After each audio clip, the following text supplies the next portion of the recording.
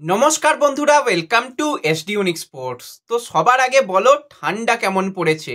কাল রাত্রের থেকেই মোটামুটি ঠান্ডা বেশ ভালো পড়েছে, আর সকালের দিকে কুয়াশা, আমাদের দিকে প্রচুর প্রচুর কুয়াশা। সেই সমস্ত কিন্তু আপডেট বা সেই সমস্ত ভিডিও কিন্তু এসডি ফ্যামিলি চ্যানেলে পেয়ে যাবে, তো সেই চ্যানেলও কিন্তু সাবস্ক্রাইব করে নিও।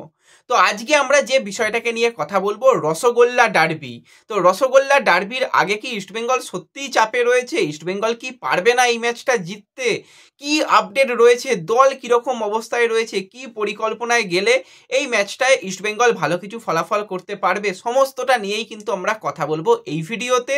তার আগে একটাই রিকোয়েস্ট, চ্যানেলে যারা প্রথমবারের জন্য এসেছো মনে করে চ্যানেলটাকে সাবস্ক্রাইব করে নাও, তাহলে তোমাদের প্রিয় দলের খেলার সমস্ত আপডেট তোমরা এখানে পেয়ে যাবে।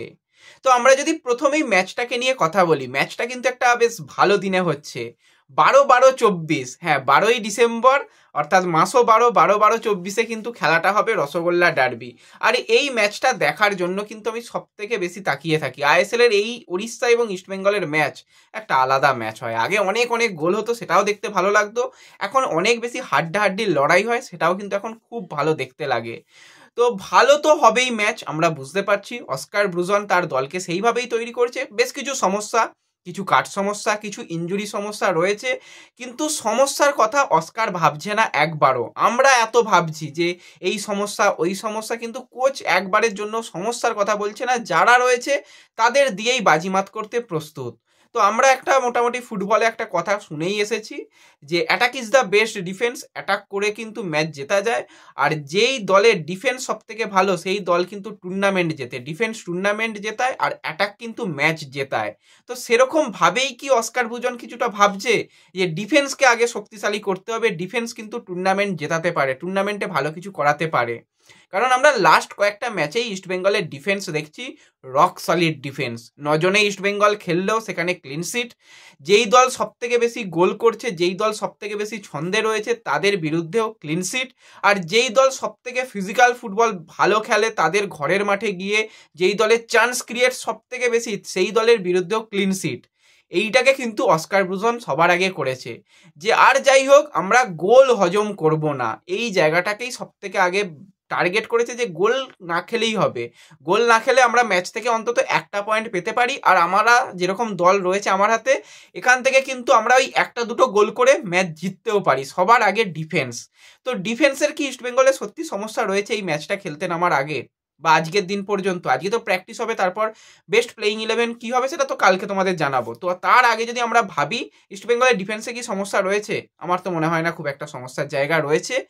উল্টে অপশান বেড়েছে। চেন্নাই ম্যাচে অপশান কোথায় ছিল? অপশান ছিল না। লালচোখ নুঙ্গা কাঠ সমস্যায় ছিল না। হেক্টর ইউজতে ইঞ্জুরির সমস্যার জন্য যায়নি। যারা 4 জন ডিফেন্সে খেলছে তারাই, তারপরে আর অপশান বেঞ্চের খুব খারাপ রয়েছে। তো সেই জায়গায় অন্তত এই ওড়িশা ম্যাচে বেঞ্চে কিন্তু বেশ কিছু ভালো ভালো প্লেয়ার থাকবে। আমরা সবার আগে ডিফেন্স নিয়ে কথা বলবো, যেই ডিফেন্স কিন্তু এই ম্যাচ জেতানোর জন্য অনেকটা সাহায্য করবে ইস্টবেঙ্গলকে। তো গোলে গিল শুরু করছে, দেবজিৎ মজুমদার ব্যাকআপ রয়েছে। গোলকিপার বিভাগ নিয়ে কোনো চিন্তার কারণ নেই। ডিফেন্সে আনোয়ার আলী এক কথায় অসাধারণ। কেন মানে দেশের সেরা ডিফেন্ডারের তকমা দেওয়া হয় আনোয়ার আলীকে, প্রমাণ করছে। আস্তে আস্তে নিজের ছন্দে ফিরেছে, যথেষ্ট ভালো খেলছে, মাথা ঠান্ডা করে ডিফেন্সকে একদম লিড করছে, নেতৃত্ব দিচ্ছে। তার পাশে হিজাজি মাহের চেন্নাই ম্যাচে দারুণ খেলেছিল, দারুণ খেলেছিল। চিমাচুকু, উইলমার জর্ডান গিল বা পরবর্তী সময় যেরকমভাবে ফারুক চৌধুরীরা অ্যাটাক করছিল, সেখানে সেই ডিফেন্সটা একদম রক সলিড রেখেছিল হিজাজি মাহের। ব্যাকআপে রয়েছে হেক্টর ইউজতে, সে কিছুটা ইনজুরি নিয়ে ভুগছে, কিন্তু এই ম্যাচের জন্য মনে হচ্ছে হেক্টর ইউজতে অ্যাভেলেবেল রয়েছে।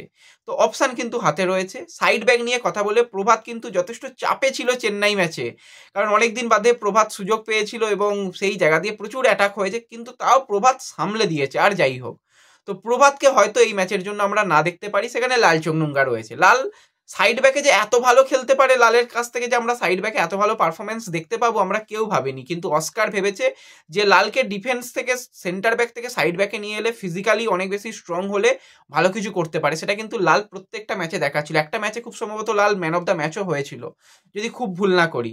তো লাল রয়েছে, আর রাকিব, রাকিব তো নিজেকে আলাদা লেভেলে নিয়ে চলে গেছে। যেই রাকিব নাবলে রীতিমতন প্রত্যেকটা সমর্থক ভাবতো যে যা আজকে গেল, আজকে গেল।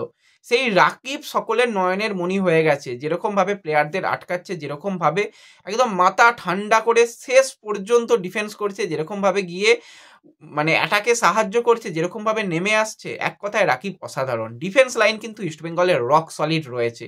ওড়িশাই হোক বা যেই হোক, এই ডিফেন্সকে ভাঙতে গেলে যথেষ্ট চাপে পড়তে হবে। এবার মাঝমাঠ নিয়ে যদি আমরা কথা বলি, মাঝমাঠে তো একটু চিন্তার কারণ, সেরা প্লেয়ার নেই, ক্যাপ্টেন নেই, সাউল ক্রেসপো নেই, কাট সমস্যা প্লাস ইঞ্জুরি সমস্যা। তো না থাকলেও কিন্তু আমরা লাস্ট চেন্নাই ম্যাচে দেখেছিলাম জিকসান আর সৌভিক দুটো নাম্বার 6 মাঝমাঠটাকে কিভাবে ডমিনেট করতে পারে। আমরা মোহনবাগানের ক্ষেত্রে দেখছি আপুইয়া আর অপরদিকে থাপা কিভাবে মাঝমাঠকে ডমিনেট করতে পারে। ইস্টবেঙ্গল পারবে না? অবশ্যই পারবে। যদি জিকসান আর সৌভিক যদি ঠিকঠাকভাবে খেলতে পারে, তো মাঝমাঠ নিয়ে আমার তো মনে হয় না খুব একটা চিন্তার কারণ থাকবে। আর অবশ্যই কিছু প্লেয়ারকে তো একদম ম্যান মার্কিং, জোনাল মার্কিং তো করা হবেই, সেইভাবেই চলবে। তো মাঝমাঠ রক সলিড রয়েছে। অ্যাটাকিং পজিশনে কিছুটা অ্যাটাকিং মিডিওতে যদি আমরা মাধি তালালকে ভাবি, তো মাধি তালাল সেন্ট্রালি অনেক বেশি ডেঞ্জার ক্রিয়েট করতে পারে। মহেশ একদিকে বিষ্ণু, মহেশ বিষ্ণুকে আটকাতে গেলে ওড়িশার রীতিমতন চাপ হবে। তো তাদের আটকানোর চাপ। আর আমরা দেখেছি লাস্ট ম্যাচে কিন্তু ক্লেটন বেশ ভালো খেলেছিল, এবং মহেশের সঙ্গে ক্লেটন যখন খেলে অনেক ভালো কিন্তু একটা ফরমেশন আমরা দেখতে পাই। বিষ্ণু আছে সেকেন্ড স্ট্রাইকার পজিশনে, বিষ্ণু যেতে পছন্দ করে, তালালও সেকেন্ড স্ট্রাইকার পজিশনে যেতে পছন্দ করে, যে সেকেন্ড বলগুলো উইন করব। তো ওভারঅল আমার মনে হয় না খুব একটা চাপে ইস্টবেঙ্গল পড়তে পারে। সমস্যা রয়েছে, সমস্যা থাকলেও কোচের হাতে যা অপশান রয়েছে, ডিফেন্স যেরকম রক সলিড রয়েছে, অস্কার তো পারবে মনে হচ্ছে এই ম্যাচটাকে জিতে বার করে দিতে। এবার তোমাদেরও কাজ মাঠে গিয়ে টিমকে সাপোর্ট করতে। আশা করি তোমরা সেই সাপোর্ট দলের জন্য করবে এবং তোমরা মাঠ ভরাবে। এবং অস্কারও চেয়েছে, প্রত্যেকটা প্লেয়ার চেয়েছে যে মাঠ ভর্তি হোক এবং আমরা ম্যাচটা জিততে চাই। এছাড়া ব্যাকআপ অপশান নিয়ে কথা বলে, ব্যাকআপ অপশানও কিন্তু ডিফেন্সেও যেরকম রয়েছে, মাঝ মাঠে একটু মনে হয় অপশানের কমতি রয়েছে। তবুও আমি বলবো শ্যামল বেসরা তৈরি রয়েছে, আর আরও একটা ভাল্লাল পেকা খুব সম্ভবত সেও কিন্তু তৈরি রয়েছে। তো মাঝ মাঠেও খুব একটা অসুবিধা নেই। উইং পজিশনে নন্দ রয়েছে হাতে, জেসিন রয়েছে হাতে, ডেভিড রয়েছে। ডেভিডকে যদি প্রথম থেকেও ব্যবহার করে, কিন্তু প্রথম থেকে ব্যবহার করলে টিম কম্বিনেশন একটু গোলমাল হতে পারে। তো অপশান হাতে রয়েছে, টিম যা রয়েছে এখান থেকে ম্যাচ বার করা যায়। আর অস্কার যেহেতু রয়েছে, সঠিক পরিকল্পনায় প্লেয়ারদের কাছ থেকে সঠিকভাবে খেলাটা বার করতে পারবে। খুব একটা আমার মনে হয় না চিন্তার কারণ রয়েছে। অনেক জায়গা থেকে অনেক রকম চিন্তা মানে ঢুকিয়ে দেওয়া হচ্ছে, সেই সব বাদ রেখে ম্যাচটাকে এনজয় করো, যারা পারো গিয়ে দলকে সাপোর্ট করো। তো দেখা হবে পরবর্তী ভিডিওতে। ধন্যবাদ।